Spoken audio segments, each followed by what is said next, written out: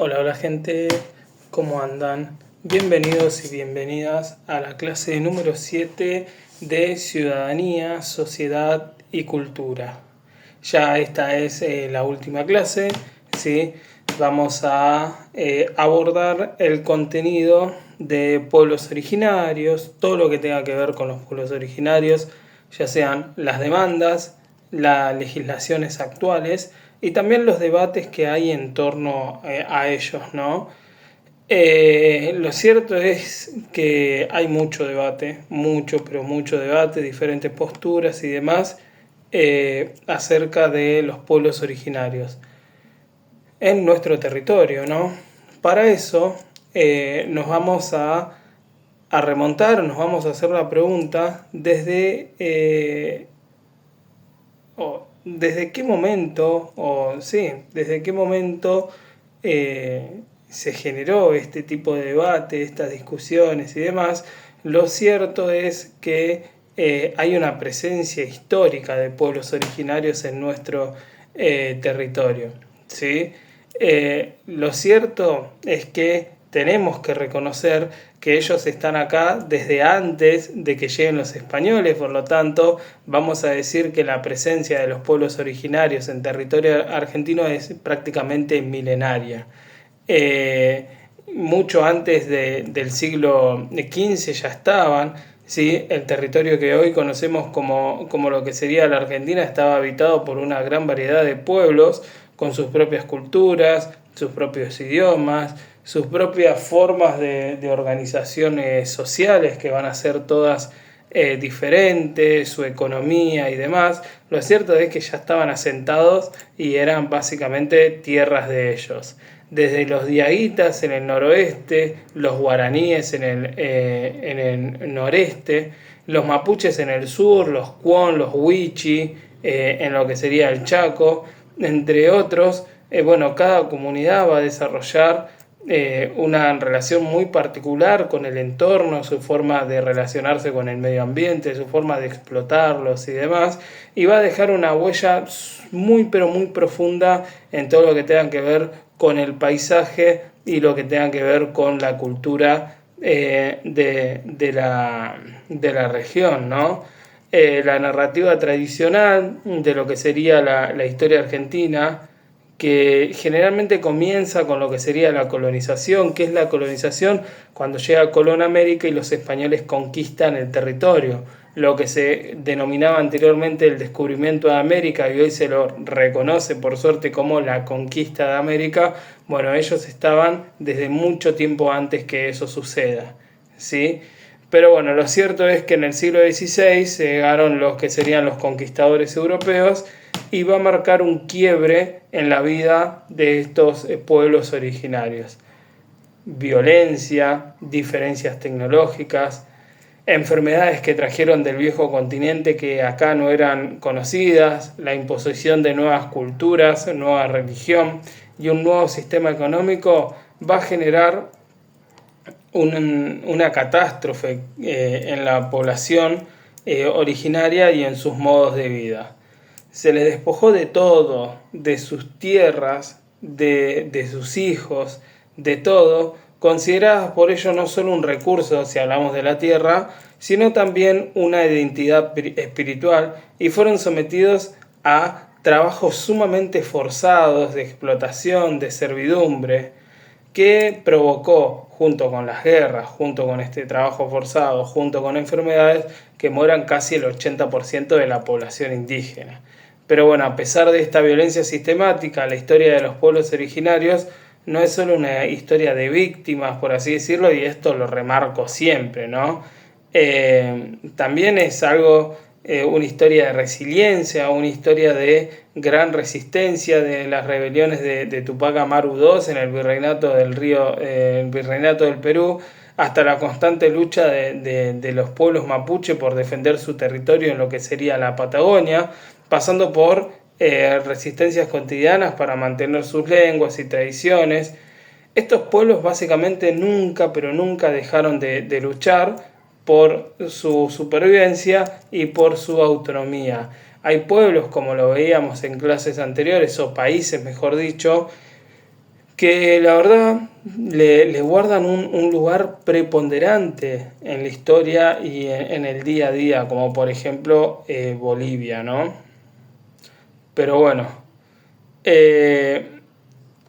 lo cierto es que, y esto lo voy a ir remarcando siempre, nuestro territorio la verdad que no se portó, no se comportó del todo bien con los pueblos originarios, ¿no? Y cuando se comenzó a conformar el Estado-Nación, o se comenzó a crear lo que sería Argentina, que va desde 1852, más o menos desde que cae Rosas, hasta 1880, ¿sí? Lo cierto es que nunca tuvimos buenas intenciones con los pueblos indígenas. Me hago cargo, ¿sí? A ver, en el siglo XIX, con la formación del Estado argentino, la situación de los pueblos originarios no mejoró. Incluso, a ver, podría decir que ni siquiera siguió igual, sino que empeoró. La nueva élite gobernante, ¿sí? Esos terratenientes y demás, van a seguir esas ideas de Sarmiento que hablan de civilización y barbarie, y van a buscar imponer un país idealizado en lo que sería Europa, pero también Estados Unidos, ¿no? Y van a comenzar a considerar que los pueblos originarios son como un obstáculo para el progreso y para la modernización. Teniendo en cuenta, a ver, esto era una excusa para vender y para que la gente compre. Lo cierto es que los pueblos originarios tenían tierras sumamente fértiles que a los que estaban gobernando, que se dedicaban pura y exclusivamente a la venta de materia prima de productos agrícolas, le venía bien, y si no pagaban esas tierras, les venía mejor, ¿sí? Entonces se desarrolló una campaña militar conocida como, en su momento se la denominó Campaña del Desierto, pero lo cierto es que fue una conquista, ¿sí? En ese momento fue liderada por Julio Argentino Roca, en donde, bueno, es un claro ejemplo de la política de ese momento, ¿no? Bajo el pretexto de pacificar las fronteras se llevó a cabo una brutal campaña de exterminio y despojo de tierras en la Patagonia y en el Chaco, ¿sí? Dispersando a las comunidades y masacrando a miles de personas y obligándolas básicamente a vivir en otras regiones, a ser explotados como mano de obra barata o a ser asimilados por la fuerza en la sociedad dominante. Lo cierto es que estas campañas va a consolidar lo que se conoce como latifundios. ¿Qué son los latifundios? Son cuando pocas personas son dueñas de muchas tierras, ¿sí? Lo cierto es que la conquista del desierto sirvió para poder expandir la frontera ganadera y poder producir más, vender más. Y les hago la pregunta, ¿a quiénes le van a beneficiar esto? ¿No? Lo dejamos ahí, les hago la pregunta y ustedes saquen sus propias conclusiones. Pero bueno, ya para el siglo XX la verdad que la discriminación y la invisibilización siguió siendo moneda corriente, ¿no? La presencia de los pueblos originarios en Argentina fue sistemáticamente invisibilizada. La escuela, los medios de comunicación, las políticas públicas promovieron una Argentina blanca y europea, ¿sí?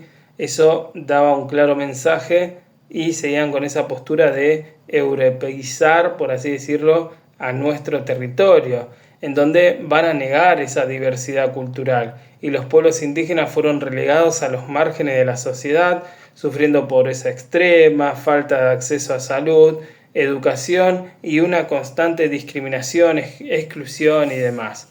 Sus lenguas y costumbres van a ser muy estigmatizadas y la verdad que negadas y rechazadas, y a menudo se los va a obligar a que abandonen sus raíces para poder integrarse a una sociedad, a nuestra sociedad.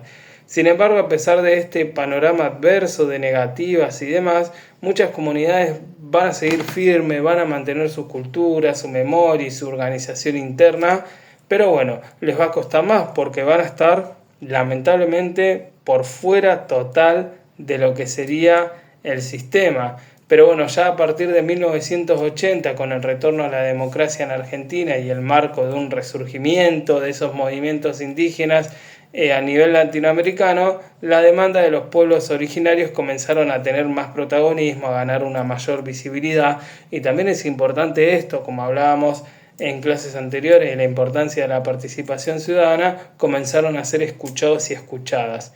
Se organizaron, alzaron sus voces y lograron instalar en la agenda pública la necesidad de un reconocimiento pleno de sus derechos. Un hito fundamental en la lucha fue la reforma constitucional de 1994, en donde por primera vez en la historia argentina, y esto es importantísimo, se incluyó el artículo 75, inciso 17, que reconoce la preexistencia étnica y cultural de los pueblos indígenas argentinos. Esto es un logro muy pero muy importante, pero no se logró de la noche a la mañana, sino que fue el resultado de constantes luchas, en donde va a garantizar el respeto a su identidad, el derecho a una educación bilingüe e intercultural, la personería jurídica de sus comunidades, la posesión y propiedad comunitaria de tierras que tradicionalmente ocupaban y las que sean aptas y suficientes para el desarrollo humano, ¿sí? Poco a poco, todo lo que sería este movimiento indígena va por así decirlo, va a ir tomando más protagonismo y va a ir ganando mejores cosas, por suerte, ¿no? Ahora, la deuda del Estado, obviamente que hay un gran desafío que se basa en la implementación de derechos, ¿no? A pesar del importante reconocimiento constitucional de 1994, la realidad es que la implementación efectiva de estos derechos básicamente tuvo muchas trabas, muchos obstáculos y demás. Por eso decimos que el Estado tiene una deuda con los pueblos originarios y es una deuda muy grande, en donde se presentan diferentes desafíos que debe poder cumplir. Por ejemplo, territorio, ¿no? Restitución de tierras ancestrales a los pueblos originarios sigue siendo una de las demandas que la verdad que no creo que se las devuelvan lamentablemente, pero es una demanda ancestral prácticamente, ¿sí? Consulta previa, libre e informada. Es un derecho internacional que establece que los pueblos originarios deben ser consultados antes de que se tomen decisiones que afecten sus territorios, sus modos de vida. Racismo y discriminación es otra deuda que tiene el Estado, que la verdad que tiene que tomar cartas en el asunto. Ahí, a pesar de las leyes, la discriminación y el racismo hacia los pueblos originarios persiste en la sociedad. Otro aspecto en donde el Estado está en deuda es el acceso a derechos básicos. Por ejemplo, acceder a servicios básicos como una agua potable, salud, educación y justicia, ¿sí? Y otro es la educación bilingüe, básicamente, aunque es un hecho y se implementó por ley, su implementación efectiva es limitada, ¿sí? La verdad que no está en todas las escuelas. Ahora, si bien hay un Estado que la verdad que estuvo ausente y demás, hay ciertos debates sobre el territorio y la identidad, ¿sí? Los debates actuales sobre los pueblos originarios en Argentina son complejos. Por un lado se encuentra la lucha por lo que sería la identidad y el reconocimiento de su preexistencia, ¿sí? Y por otro lado hay una cuestión de territorio, que esta es como la discusión más central, ya que la tierra no es un recurso económico, sino que es el sustento de su cultura, espiritualidad y autonomía. Finalmente, el debate sobre el desarrollo, ¿sí?, plantea si los modelos económicos extractivistas son compatibles con la cosmovisión y el buen vivir de los pueblos originarios, o si deben buscar otras alternativas que respeten el derecho y también el medio ambiente, ¿no? Por ejemplo, ahora que decimos esto, me recuerda a todo lo que tiene que ver con el litio en el sur, que hacen una explotación a cielo abierto, necesitan agua, la contaminan al agua y eso repercute sobre los pueblos originarios que viven ahí.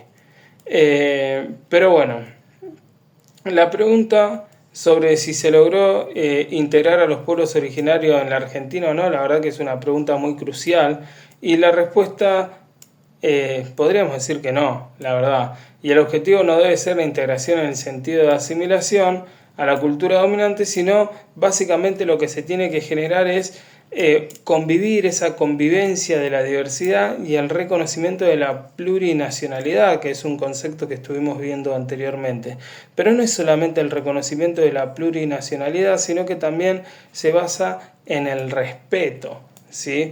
Una verdadera integración implicaría el respeto pleno de sus derechos constitucionales, las garantías de sus territorios, requiere un cambio de paradigma donde el Estado y la sociedad no los vean como un problema a resolver o asimilar, sino como sujetos de derechos integrados a la sociedad que tienen el mismo voz, el mismo peso a la hora de ejercer su rol como ciudadano, ¿sí? Pero bueno, Argentina es un país pluricultural. Si trazamos un mapa de los pueblos originarios actuales, veríamos una distribución geográfica enorme, en donde esta distribución geográfica refleja los siglos y siglos de historia, los siglos y siglos de resistencia, de inmigraciones y demás. En el noroeste se encuentran comunidades como los Diaguita, los Calchaquí, los Atacama. En la región del Chaco, pueblos como el Cuón, Huichi, Pilagá, Tapiete. En el noroeste, el pueblo guaraní, Charrúa, Chaná. En el centro, el Huarpe, los Comechingones, los Sanavirón. En la Patagonia, más en el sur, el pueblo mapuche y tehuelche, que son los que últimamente tuvieron como grandes repercusiones y demás. Entre otros, este mapa no es estático, las comunidades se organizan, migran, son más que nada nómades, reafirman su identidad y luchan por sus derechos en cada rincón del país en donde se encuentren. Si nos ponemos a imaginar un mapa, es un mapa vivo de la diversidad cultural de nuestro país, un recordatorio constante de la que la Argentina es mucho más que una sola historia o una sola identidad, y estos movimientos originarios apuntan a la integración, a la no discriminación y demás. Así que bueno, gente, eso es todo.